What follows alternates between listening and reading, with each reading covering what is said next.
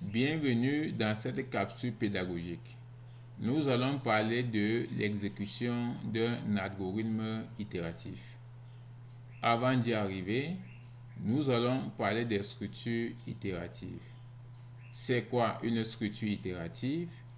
Une structure itérative est un ensemble d'instructions contrôlées par le mot pour, tant que ou répété, et pouvant être exécutées au moins une fois. Nous avons trois types de structures itératives, à savoir la structure itérative pour, la structure itérative tant que et la structure itérative répétée. Nous allons dans un premier temps parler des structures itératives pour. Quand est-ce qu'on utilise la structure itérative pour? Elle est utilisée lorsque le nombre d'itérations est connu au début du problème. La syntaxe des structures itératives pour est la suivante. Nous avons syntaxe pour compteur allant de VI, c'est-à-dire valeur initiale, à VF, c'est-à-dire valeur finale, faire, action, et ensuite nous avons fin pour. Il faut rappeler ici que compteur est une variable, n'est-ce pas, qui permet de parcourir une structure itérative pour. La première valeur prise par ce compteur doit être VI et la dernière VF. Le fonctionnement de la structure itérative pour est la suivante. Nous avons fonctionnement, petit a, mettre VI dans compteur, petit b, exécuter action, puis ajouter 1 au contenu de compteur.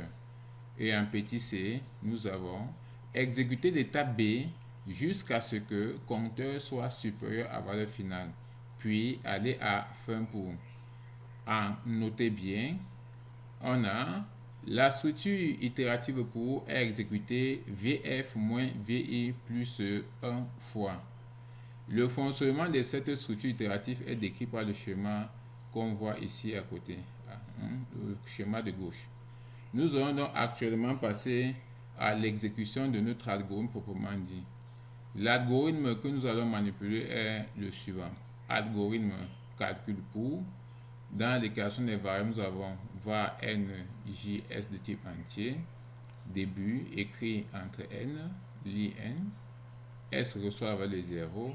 Pour j allant de 1 à n fait s reçoit la valeur de s plus j fois j. Fin pour. Et à ligne 10, nous avons affiché s égale à s. On nous demande d'exécuter cet algorithme pour n est égal à 4. Nous allons donc utiliser un tableau pour exécuter notre algorithme. La première colonne de notre tableau est réservée pour le numéro des différentes instructions de notre algorithme. En observant donc notre algorithme, nous avons trois variables. On va donc réserver une colonne pour chaque variable. La première variable, c'est n. On va donc réserver une colonne pour la variable n. La seconde variable, c'est j. On réserve une colonne pour la variable j. Et la dernière variable, c'est s. On réserve une colonne pour la variable s. Ainsi donc, on peut donc démarrer proprement dit l'exécution de notre algorithme. La première instruction se trouve à la ligne 4 et sur cette ligne, on a une instruction d'écriture, écrit entrée n. Comme c'est une instruction de sortie, nous allons masquer les cases du tableau pour obtenir une seule case et écrire le message à l'intérieur entrée n. Ensuite, on passe donc à la ligne numéro 5. À la ligne numéro 5, on lui demande de lire n. On a dit n a pour valeur 4, donc on part à la ligne 5, colonne 4, colonne n, pardon, et on met la valeur 4. Ensuite, on passe à la ligne numéro 6.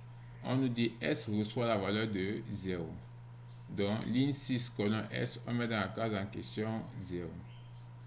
Et quand on passe à la ligne numéro 7, on retrouve à la ligne numéro 7 la structure itérative pour.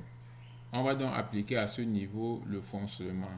On a dit en l'étape A, mettre VI dans compteur.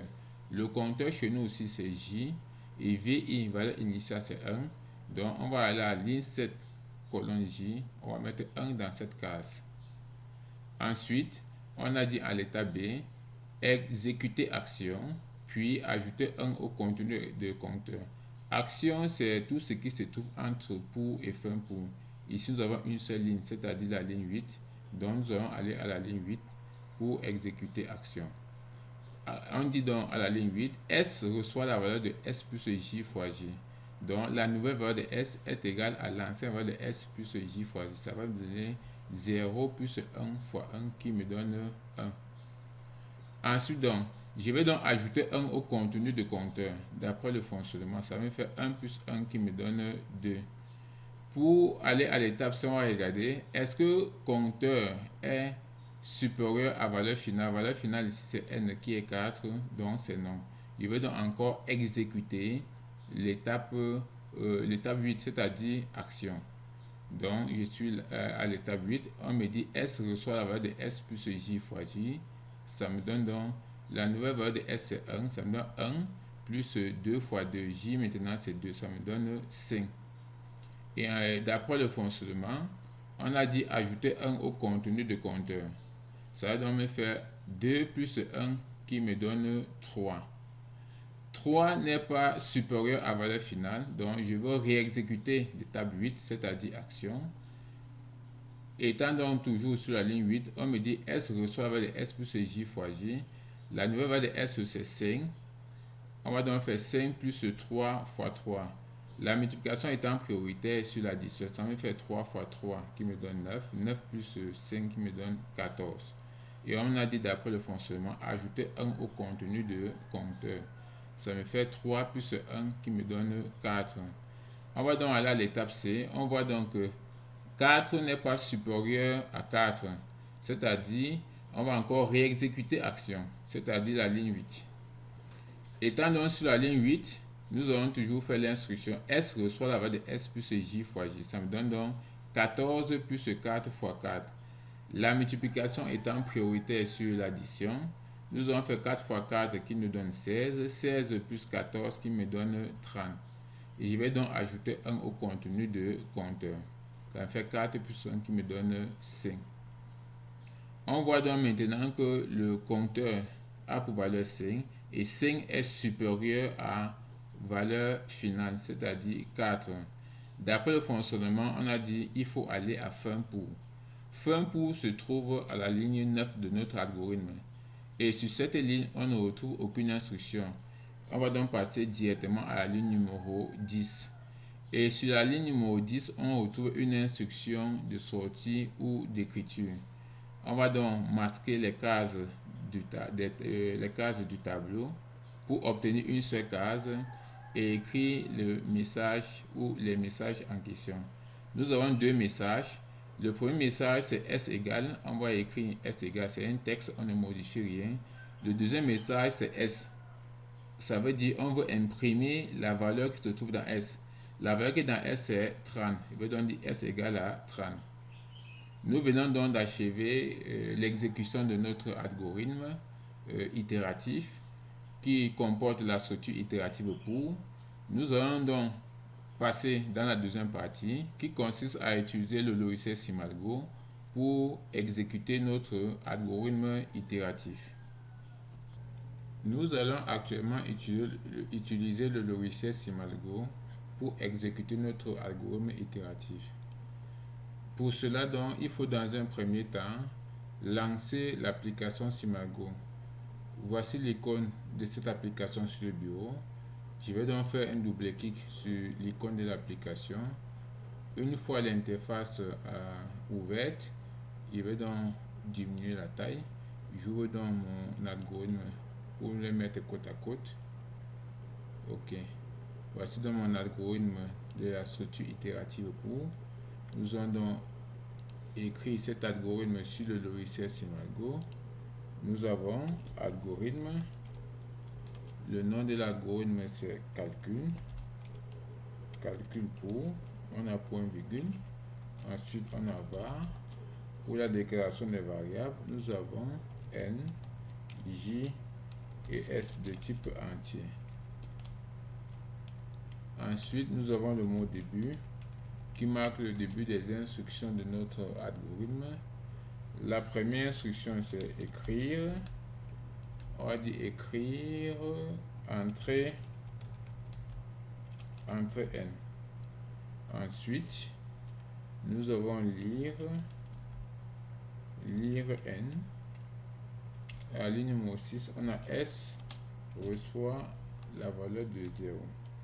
Je tiens à rappeler que pour écrire le symbole de l'affectation, on met le signe inférieur et on met le tiret de 6 deux fois sans mettre de l'espace entre ces deux tirets. On va donc continuer à la ligne numéro 7 pour écrire la structure itérative pour.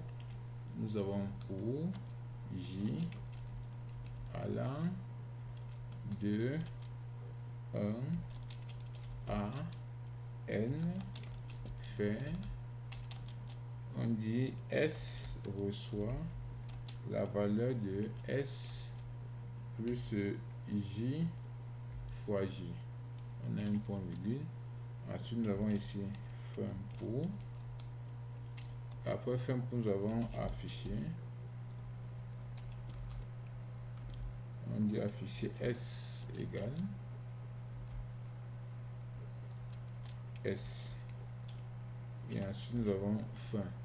Une fois l'algorithme écrit, nous allons sauvegarder cet algorithme dans l'ordinateur. Pour cela, il faut donc cliquer sur Fichier. Ensuite, on clique sur Enregistrer. Dans la fenêtre qui s'ouvre, on écrit dans la zone nom de fichier le nom de notre algorithme. Donc, on peut mettre là calcul. On va mettre là calcul pour 1.algo. Je clique donc sur le bouton enregistrer. Une fois cela fait, nous allons cliquer sur le bouton analyser pour détecter les erreurs éventuelles dans notre algorithme.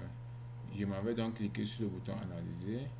Il y a donc OK, il y a une erreur à la ligne 1. On dit symbole algorithme. Algorithme, ça s'écrit avec grand A. Quand il corrige une erreur, il faut relancer l'analyse pour voir s'il y a d'autres erreurs ou pas. Ok, on me dit encore la ligne numéro 7. À la première, c'est pas ça. On me dit ligne numéro 4, écrit. Ok, c'est écrire. Donc il y a R qui manque ici. Il relance l'analyse. Ensuite, on me dit une variable non déclarée se trouve du côté gauche dans une instruction d'affectation. Variable non déclarée, c'est la ligne 6. Et je vois grand S. Grand S. Ah, ok. Donc, au lieu de déclarer grand S, nous avons déclaré petit S. On va donc changer ça et mettre grand S. Et on relance donc l'analyse de l'algorithme. On a encore une erreur à la ligne 7 qui nous dit allant de. Ah, ok. Allant de, ça avec grand A. Et ensuite, on relance l'analyse. On dit maintenant analyse termine avec succès. Quand l'analyse donc se termine avec succès, il faut donc cliquer sur le bouton exécuter pour lancer donc l'exécution de l'algorithme. On patiente.